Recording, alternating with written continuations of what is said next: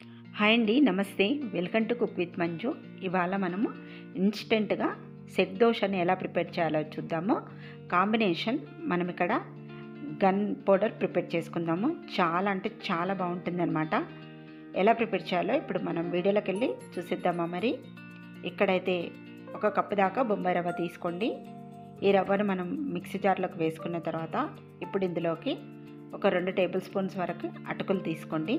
తర్వాత ఒక కప్పు దాకా పెరుగు తీసుకోవాలి. నెక్స్ట్ ఇప్పుడు ఇందులోకి 1 టీ స్పూన్ దాకా ఉప్పు వేసుకోండి.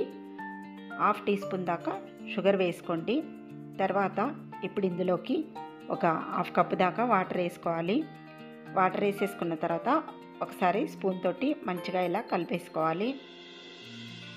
కలుపుకున్న తర్వాత ఇప్పుడు మళ్ళీ మనము ఇంకొక 1/2 కప్పు వాటర్ వేసుకుందాము. మొత్తంగా మనకు మిక్సీ పట్టుకోవడానికి 1 కప్పు వాటర్ పడుతుందండి.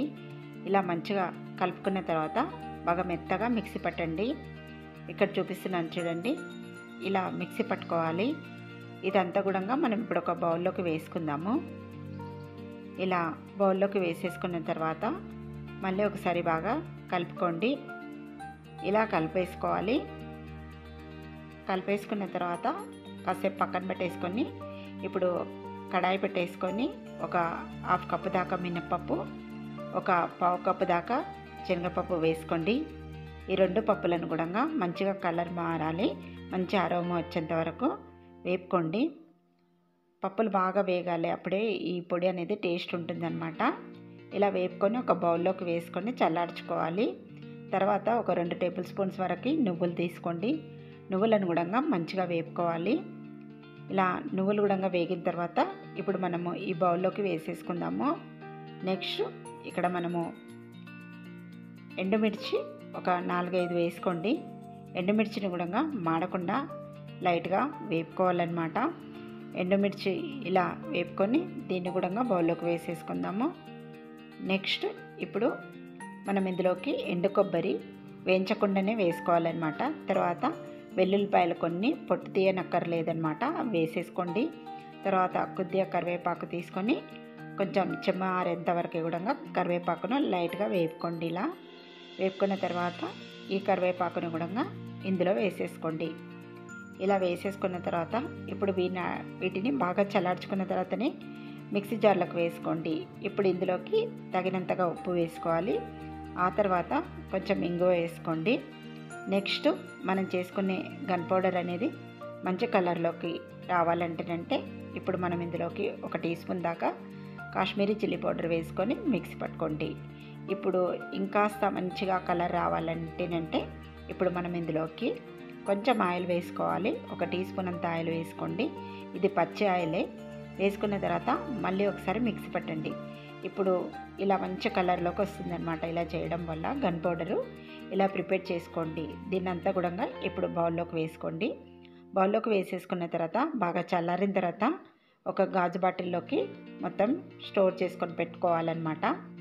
ఇలా పెట్టేసుకొని మనము ఒక 1 మంత్ వరకు కూడా ఫ్రెష్గా ఉంటుందన్నమాట. ఇలా చేసుకుంటే ఇడ్లీలోకి, ఉప్మాలోకి, అలాగే దోశలోకి కూడా చాలా బాగుంటుంది ఈ పౌడర్ అనేది. నెక్స్ట్ ఇప్పుడు మనము పిండి పక్కన పెట్టేసుకున్నాం కదా, ఇందులోకి ఒక ఈనో ప్యాకెట్ వేసుకుంటున్నాను. ఈనో ప్లేస్లో మీరు వంట సోడా కూడా వేసుకోవచ్చు. ఇప్పుడు ఇందులోకి కొంచెం వాటర్ వేసుకుందాము. వేసుకున్న తర్వాత ఇప్పుడు మంచిగా ఒకసారి మిక్స్ చేసుకుందాము. బాగా కలుపుకున్న తర్వాత కన్సిస్టెన్సీ అనేది చూసుకొని అప్పుడు మళ్ళీ కొంచెం వాటర్ అనేది యాడ్ చేసుకోండి. ఇక్కడ చూసారు కదా, మనము ఇలా బాగా కలుపుకోవాలన్నమాట.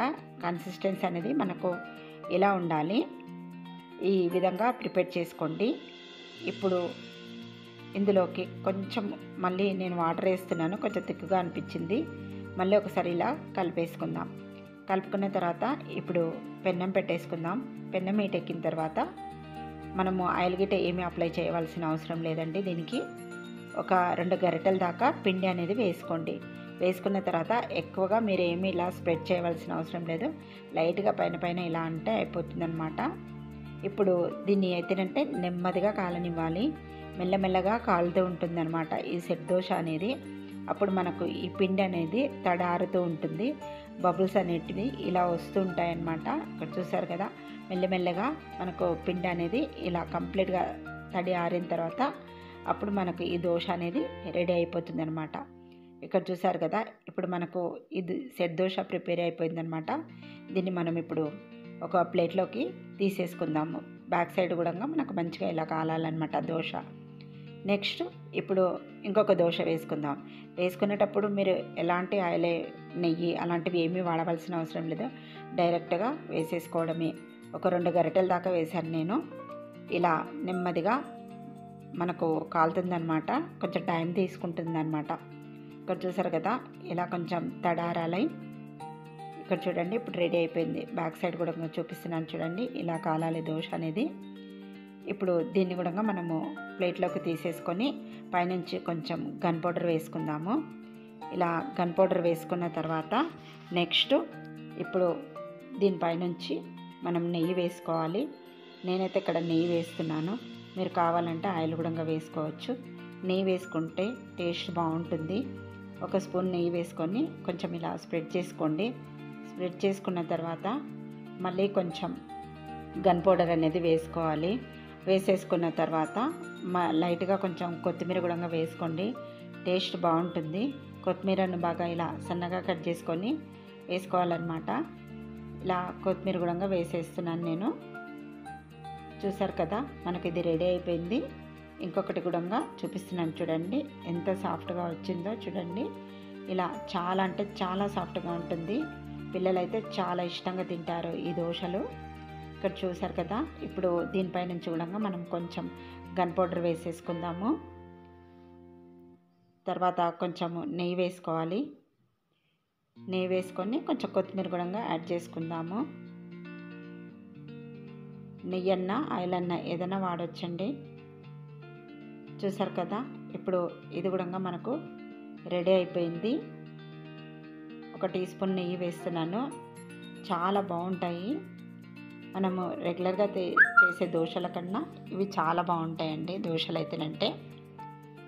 ఇది కూడా రెడీ అయిపోయింది. ఇప్పుడు మనకు ఇంకా మనము ప్లేట్లోకి తీసేసుకుందాం కదా. చాలా అంటే చాలా బాగుంటాయి, తప్పకుండా ట్రై చేయండి. ట్రై చేసిన తర్వాత ఎలా వచ్చిందో నాకు కామెంట్ రూపంలో తెలపండి. మరిన్ని ఇంట్రెస్టింగ్ వీడియోస్ కోసం ప్లీజ్ నా ఛానల్ని సబ్స్క్రైబ్ చేయండి. అలాగే లైక్ ఇవ్వడం అయితే మర్చిపోకండి ప్లీజ్ అండి, సపోర్ట్ చేస్తూ ఉండండి. మరి వీడియో నచ్చితే మీ ఫ్రెండ్స్కి, రిలేటివ్స్కి కూడా షేర్ చేయండి. Thanks for watching my video.